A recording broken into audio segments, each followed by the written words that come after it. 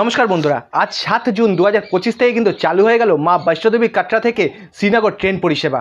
এই মুহূর্তে কিন্তু দুটি বন্দে ভারত ট্রেন চালানো হচ্ছে। প্রথমটি হচ্ছে 26401 শ্রী বৈষ্ণোদেবী কাটরা টু শ্রীনগর, যেটার টাইম হচ্ছে সকাল 8টা বেজে 10 মিনিটে শ্রী বৈষ্ণোদেবী কাটরা থেকে ছাড়বে, আর সকাল 11টা বেজে 8 মিনিটে পৌঁছাবে হচ্ছে শ্রীনগর স্টেশনে।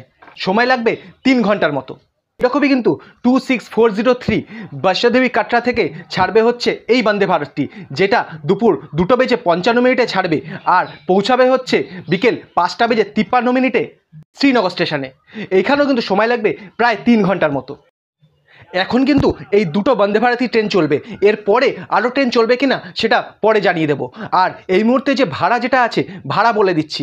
ভাড়া হচ্ছে সিসি মানে চেয়ার কার শুরু হচ্ছে 715 টাকা থেকে আর 660 টাকা থেকে।